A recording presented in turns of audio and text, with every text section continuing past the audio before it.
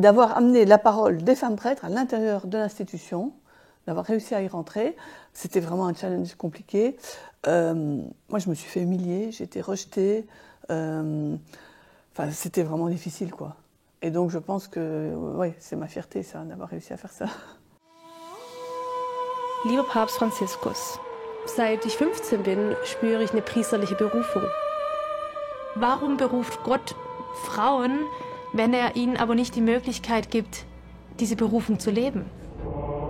Ordain women! Ordain women! Quand j'ai commencé à écrire ce film, évidemment, j'ai commencé des repérages. Donc j'ai rencontré des femmes prêtres à différents endroits du monde, une canadienne, une franco-espagnole, pas mal de femmes en Autriche, en Allemagne. Et en fait, j'ai cherché des femmes qui avaient des profils différents.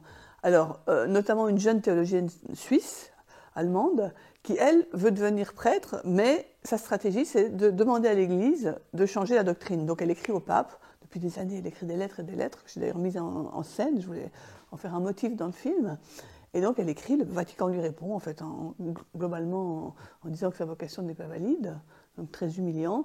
Et donc j'ai donné la parole à cette femme, Jacqueline Straub, parce qu'elle, en tant que journaliste catholique, théologienne, en fait, elle interpelle frontalement le Vatican. À côté d'elle, un second personnage, c'est Cristina Morera, cette femme prêtre franco-espagnole. Alors elle, c'est intéressant aussi parce qu'elle s'est fait ordonner de manière clandestine, on dit en catacombe, comme les premiers chrétiens, en fait, qui voilà, agissaient en catacombe pour ne pas être persécutés. Et cette ordination en catacombe, qui a eu lieu il y a quelques années, petit à petit, elle m'a dit, mais écoute, si je participe au film, je sortirai de l'ombre. Et donc c'est le parcours, la stratégie d'une seconde femme qui, elle, a dit, moi j'en ai marre de demander la permission, j'en ai marre que les femmes demandent la permission. Et je pense qu'à un moment donné, il faut voilà, juste faire les choses. Et donc aujourd'hui, elle revendique voilà, d'avoir donné vie, forme à sa vocation. J'ai un troisième personnage qui est une femme prêtre américaine, afro-américaine, qui a une communauté de 1500 fidèles à Rochester aux États-Unis. Et alors elle, c'est un profil encore différent parce qu'elle est déjà curée de sa paroisse, donc vachement visible. Et elle se bat aussi pour la justice sociale. Donc en fait, on voit aussi que ces femmes très inclusives mélangent les combats. I just knew that God was calling me, and I couldn't believe it. Because I'm black, I'm a woman, and I'm Catholic. And they don't do that in the Roman Catholic Church. Dans mon parcours de réalisatrice, j'ai toujours voulu traiter de questions qui touchaient, qui concernaient les femmes. Et je me suis rendu compte que ces films-là étaient difficiles à financer.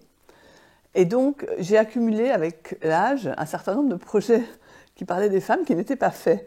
Et donc, à un moment donné, je me suis dit, quand j'ai eu 50 ans, je me suis dit, maintenant, je vais faire plus que ces films-là et je vais me battre pour qu'ils arrivent à être réalisés. Alors, ce film sur la vocation de femmes qui veulent devenir prêtres dans l'Église catholique, alors que l'ordination des femmes est interdite. Donc, ce film, j'en ai eu l'idée dans les années 2006, donc il y a longtemps, quand j'ai découvert que des femmes avaient été ordonnées prêtres sur un bateau, sur le Danube, en Autriche.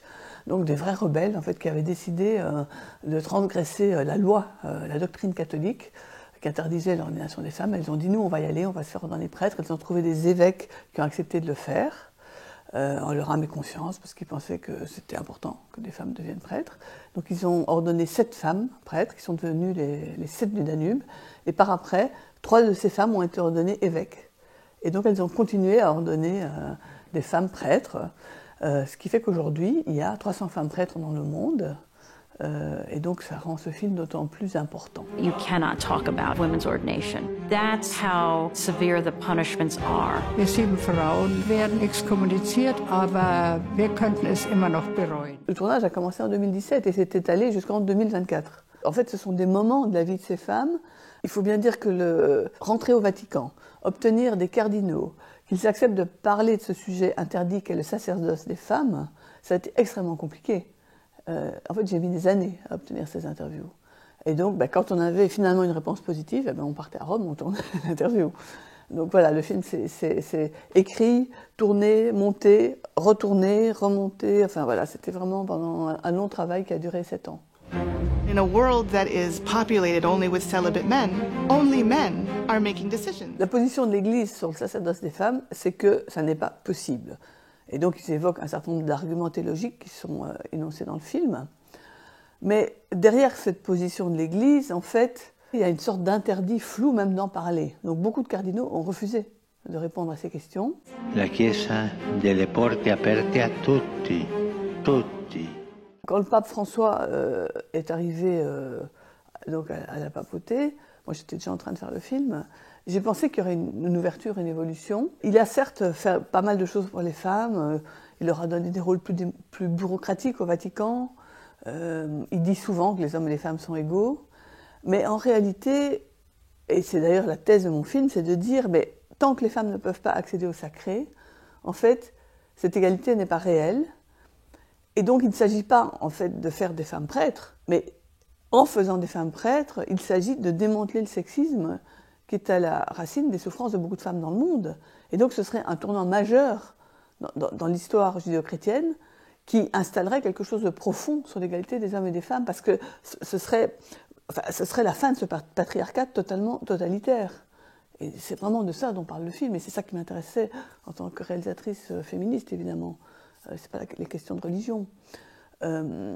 Donc oui, on voit une petite évolution. Les cardinaux qui parlent dans le film, certains sont extrêmement conservateurs, d'autres tiennent un discours très jésuite. Alors il faut lire entre les lignes, on peut comprendre des choses. Et il y en a un qui est plus ouvert, on sent qu'il est progressiste, mais on sent aussi qu'il ne peut pas le dire.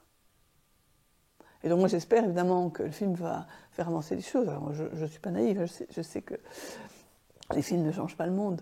Mais bon, je me dis, si en voyant ce film, des ecclésiastiques haut placés se disent, tiens oui, mais en fait les femmes prêtres, oui, c'est tout à fait crédible, elles font bien le travail, on les voit sur le terrain, pourquoi pas, peut-être ça peut changer des choses. Un de mes objectifs quand je travaille en cinéma, et je travaille beaucoup l'image, c'est en fait de montrer ce qui est invisible. Et donc, je voulais donner une vraie dimension presque cinématographique à ces femmes, qu'elles soient là, présentes, dans toute leur beauté, avec leurs aubes, leurs étoiles, parce que je crois que ce qui n'est pas montré n'existe pas. Et donc, dans la plupart des cerveaux des personnes, cette image ne fait pas partie de l'imaginaire collectif. Et donc on se dit, ouais, on l'a jamais vu, donc ça ne peut pas exister. Mais à partir du moment où on le voit, on commence à imaginer que ça puisse être là. Et c'est aussi une des choses que je voulais que ce film porte. Resistance to patriarchy is obedience to God. The fact that somebody feels that they would like to become a priest doesn't make them a priest.